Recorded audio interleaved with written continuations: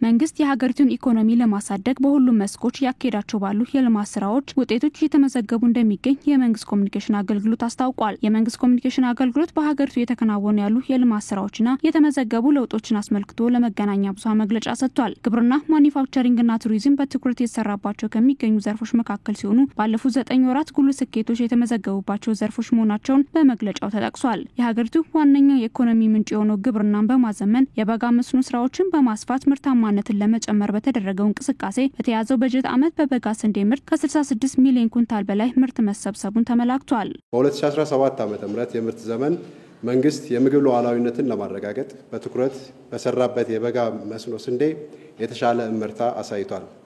በተለይ የውሃ አማራጮችን አሟጦ በመጠቀም የምግብ ዋስትናን ከማረጋገጥ ባለፈ ስንዴን ከራስ አልፎ ለውጭ ገበያ ለማቅረብ የሚያስችል እቅድ ፈጥሯል።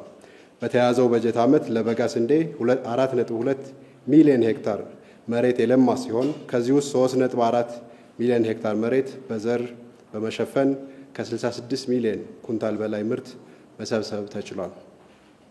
የበልግ አዝመራ አብቃይ በሆኑ አካባቢዎች 2.2 ሚሊዮን ሄክታር መሬት በዘር በመሸፈን የተቻለ ሲሆን ከዚህም ውስጥ 235,000 ሄክታር በክላስተር ወይም ኩታገጠም የአተራረስ ዘዴ የተሸፈነ መሬት ነው። በተፈጥሮ ሀብት ጥበቃና በተቀናጀ የተፋሰስ ልማት ስራ የተጎዱ መሬቶችን እንዲያገግሙ በማድረግ ምርታማነት መጨመርና የስራ ዕድል መፍጠር መቻሉም ተጠቁሟል። በ2017 በጀት ዓመት በተሰሩ የተቀናጀ የተፋሰስ ልማት ስራዎች 5 ሚሊዮን ሄክታር መሬት መሸፈን መቻሉ ተገልጿል።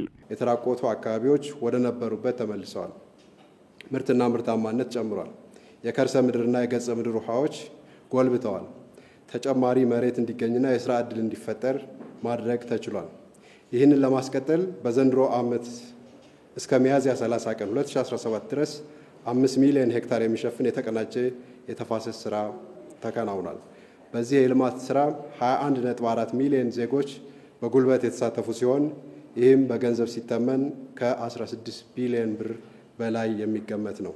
ኢትዮጵያ ወደ ኢንዱስትሪ መር ኢኮኖሚ ለመሸጋገር በምታደርገው ሂደት የማኒፋክቸሪንግ ዘርፉን የማምረት አቅም ማሳደግ ቅድሚያ ከተሰጣቸው የትኩረት አቅጣጫዎች አንዱ ነው። ከዘርፉ የሀገሪቱን ኢኮኖሚያዊ ተጠቃሚነት ለማሳደግ ተኪ ምርቶችን በማምረት የውጭ ምንዛሬ ለማስቀረት እየተሰራ ይገኛል ያሉት የመንግስት ኮሚኒኬሽን አገልግሎት ሚኒስትር ዴኤታ ተስፋሁን ጎበዛይ የኢንዱስትሪዎች የማምረት አቅም ወደ 61 በመቶ ከፍ ማለቱን ገልጸዋል። ባለፉት 3 ዓመታት ሀገራዊና ዓለም አቀፋዊ ሁኔታዎች ከግምት ያስገባ የኢንዱስትሪ ፖሊሲ ጸድቆ ወደ ስራ የገባ በመሆኑ በእስካሁኑ ከተኪ ምርቶች አንጻር 10.34 ቢሊዮን ዶላር መጠን ያለው ምርት ከውጭ ገባ የነበረን ማስቀረት ተችሏል። በዚህ ዓመት የ9 ወር አፈጻጸም ብቻ ከ3.1 ቢሊዮን ዶላር በላይ ማዳን ተችሏል። በአምራች ኢንዱስትሪው መስፋፋትና ምርታማነትን እንዲሁም ተወዳዳሪነትን የማምረት አቅም መጨመር ምክንያት ባለፉት 3 ዓመታት ገቢ ሸቀጥን በመተካት የውጭ ምንዛሬን በማስገኘት የስራ ዕድል በመፍጠርና በሌሎችም መልኮች ለኢኮኖሚ ያለው ድርሻ እያደገ ይገኛል። በኢትዮጵያ ታምርት ንቅናቄ የብድርና የኤሌክትሪክ ኃይል አቅርቦትን በማሻሻል የግብአትና የገበያ ትስስር በመፍጠርና ሌሎችም ጥረቶች በኮቪድ በሰላም እጦትና በሌሎችም ምክንያቶች ተዘግተው የነበሩ ኢንዱስትሪዎች መልሶ በማንቃት በተፈጠረው መነሳሳት የተቀናጀ አሰራርና የዘርፉን ማነቆዎችን በመፍታት ረገድ መሻሻሎች በመምጣታቸው አምራች ኢንዱስትሪው አማካይ የማምረት አቅም ከነበረበት 46 በመቶ ወደ 61 በመቶ ማድረስ ተችሏል። ይህ ከፍተኛ ስኬት ኢንዱስትሪው የተሰጠውን ትኩረትና የመጣውን ውጤት የሚያሳይ ነው።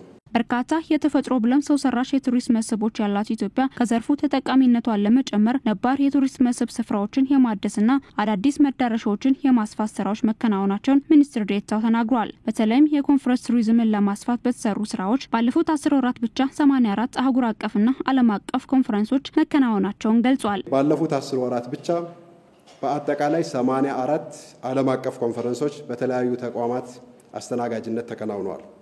በዚህም 30,340 የውጭ ዜጎችና 171,739 ኢትዮጵያውያን ተሳትፈዋል።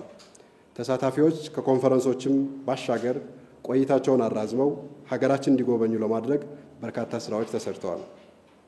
ይህ የኮንፈረንሶች እንቅስቃሴ የሆቴልና የአገልግሎት ዘርፉን በማነቃቃት የውጭ ምንዛሪን በማስገኘትና ሀገራችንን ለመላው ዓለም በማስተዋወቅ ረገድ ከፍተኛ ሚና እየተጫወተ ይገኛል። የኢትዮጵያን የእድገት ህልሞች ለማሳካት ሁሉም በላቀ ደረጃ የድርሻውን መወጣት እንዳለበትም በመግለጫው ተጠቁሟል።